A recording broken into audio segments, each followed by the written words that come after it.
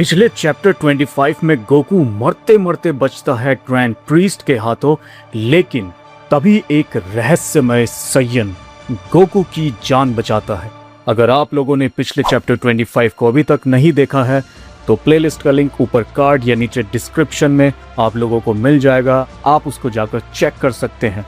और अगर आपने कोई भी एपिसोड अब तक इस amazing tournament of gods series का नहीं देखा है तो उस पूरी प्लेलिस्ट को जाकर आप चेक कीजिए और देखिए एक ऐसे टूर्नामेंट को जो कि टूर्नामेंट ऑफ पावर से भी कहीं ज्यादा बेहतर है।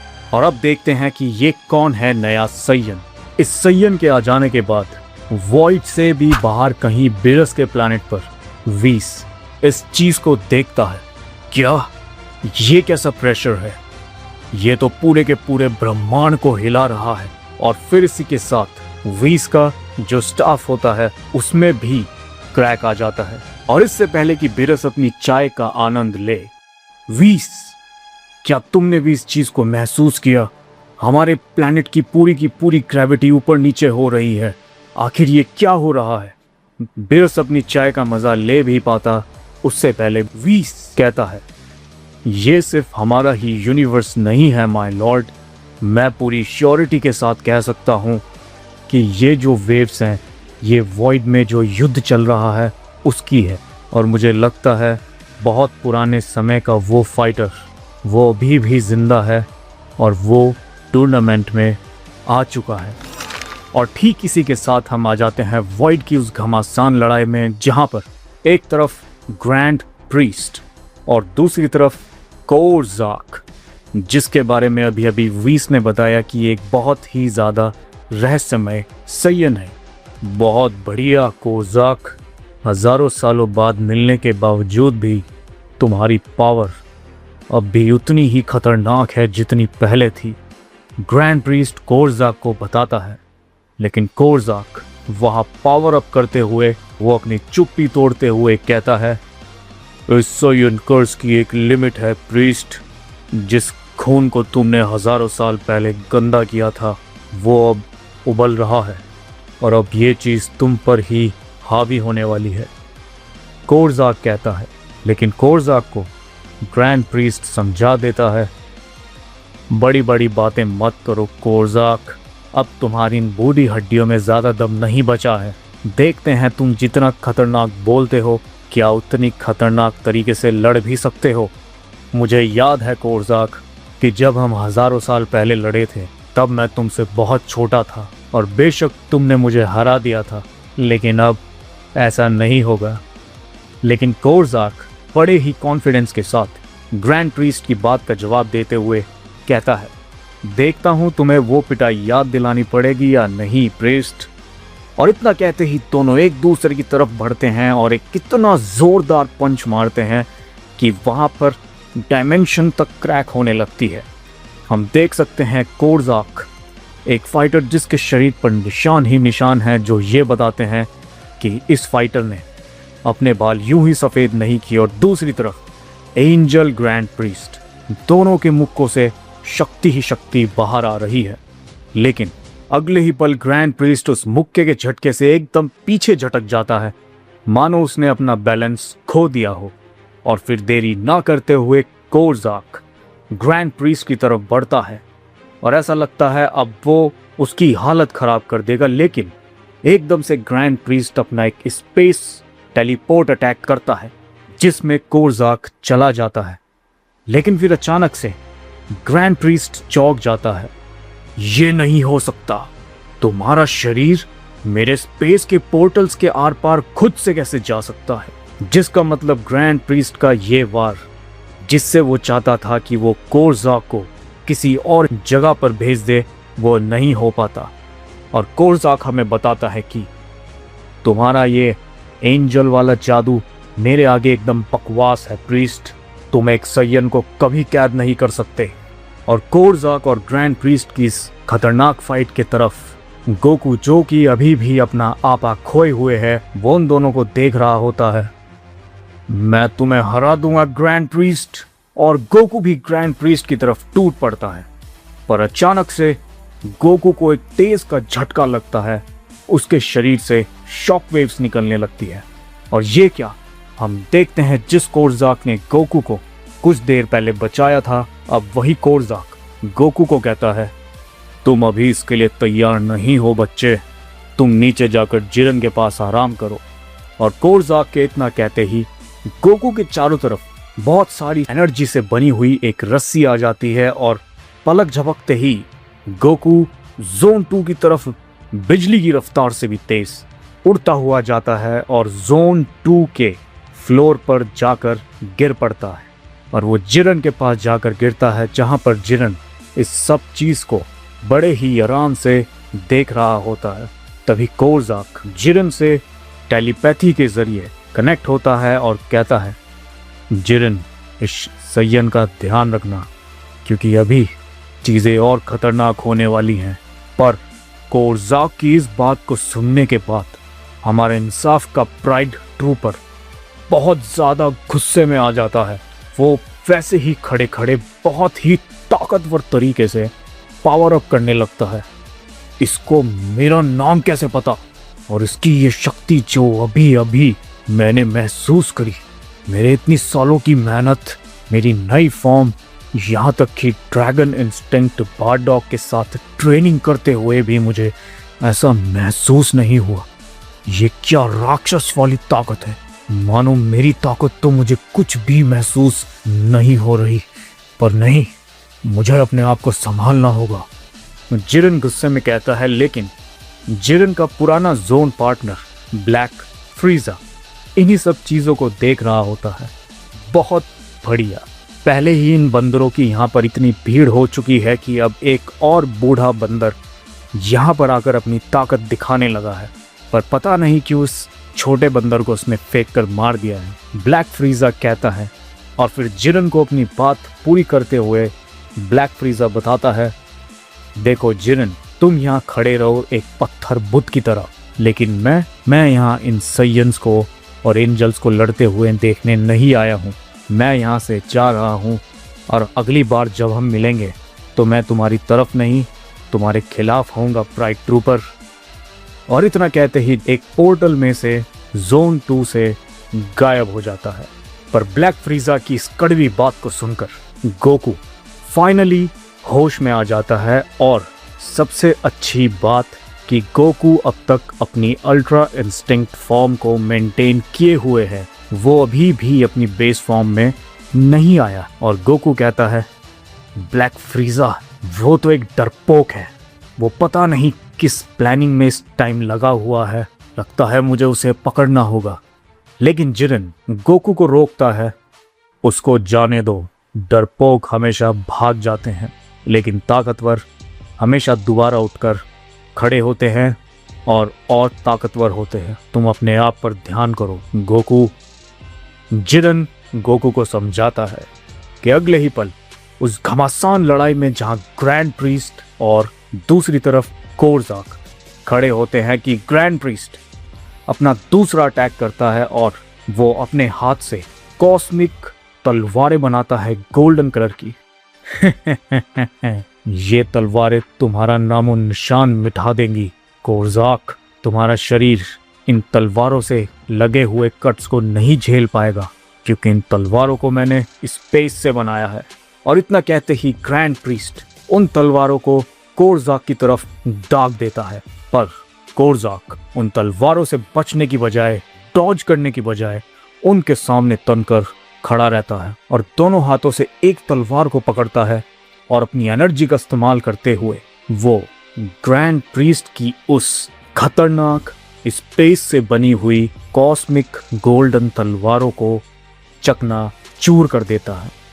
क्या उसने इन तलवारों को हाथ से कैसे पकड़ लिया? ग्रैंड प्रीस्ट ये देखकर सन्न हो जाता है। लेकिन उधर कोर्जाक एक खतरनाक मॉन्स्टर की तरह उन तलवारों को तोड़कर हंसने लगता है। मैंने तुम्हें बताया था ना ग्रैंड प्रीस्ट, ये बच्चों वाली तकनीकें, एंजल्स वाली तकनीकें मेरे पर काम नहीं करेंगी। तुम जितना इन तकनीकों का इस्तेमाल करोगे उतना ही तुम कमज़ोर महसूस करोगे। और हम देख सकते हैं किस तरीके से एक ओजारू की पावर भी कोर्जाक के अंदर हम देख सकते हैं। लेकिन ग्रैंड प्रीस्ट अभी नहीं रुकता, वो अपना तीसरा वार करता है और वो स्पेस में बड़ी ही स्पीड से घूमता हुआ जाता है और पर्पल कलर की स्पेस लाइंस उसके चारों तरफ आ जाती हैं कि अगले ही पल हम देखते हैं कि कोरजाक एक पर्पल कलर के क्यूब में बंद हो जाता है। फाइनली एंजेलिक क्यूब, इस क्यूब के अंदर टाइम और स्पेस रुक जाता है। इसको तोड़ना मुश्किल ही नहीं, नामुमकिन है। अब तुम समय में और स्पेस में फंस चुके हो कोरजाक। तो क्या फाइनली ग्रैंड प्रीस्ट का ये वार कोरजाक पर काम करेगा? इसका जवाब कोरजाक से मिलता है। कोरजाक उसके अंदर एकदम सीधा खड़ा हो जाता है। मान लो अब वो हिल नहीं पा रहा, लेकिन उस पर्पल क्यूब की तरफ कुछ गॉड लैंग्वेज में लिखाने लगता है और अगले ही सेकंड वो पर्पल क्यूब क्रैक हो जाता है, टूट जाता है और कोरजाक उस पर्पल क्यूब में से बहुत ताकतवर तरीके से पावर अप करते हुए निकलता है और वो फिर चिल्लाता है और ग्रैंड प्रीस्ट को बताता है, मैंने तुम्हें बताया ना कि सय्यन को कैद करना नामुमकिन है ग्रैंड प्रीस्ट। और यहां तक कि ग्रैंड प्रीस्ट के हाथ खून से सन जाते हैं जो कि उस क्यूब को कंट्रोल कर रहे थे। इतना प्रेशर, इसकी पावर, कोरजाक की पावर अब भी बहुत ज्यादा है, मैं इसको नहीं रोक पाया। ग्रैंड प्रीस्ट दर्द में चिल्लाता है और कोरजाक अपनी ताकत को जलवा दिखाते हुए वहां पर अपनी ऑरा से भवंडर मचा देता है और कहता है, आखिरकार ये वॉइड अब मेरा है प्रीस्ट। और फिर पावर अप करते हुए कोरजाक कहता है, तुम्हारा ना तो कोई जादुई ग्रेविटी स्पेस बॉक्स, ना ही तुम्हारा कोई स्पेस टाइम अटैक मेरे पे काम करेगा और तुम मुझे जितना रोकने की कोशिश करोगे मैं उतना ही ज़्यादा ताकतवर होता जाऊंगा। लेकिन अचानक से ग्रैंड प्रीस्ट के पीछे जो उसका हेलो होता है उस पर भी गॉड लैंग्वेज में कुछ लिखा आता है और थोड़े समय के लिए उसके पीछे का हेलो गायब हो जाता है और उसी समय कोरजाक भी कुछ भापता है। ये और कौन सी नई शक्ति हमारी तरफ बढ़ती आ रही है। और अचानक से कोरजाक कंपास से देखते हैं, ये तो जोन 2 में आ भी चुकी है।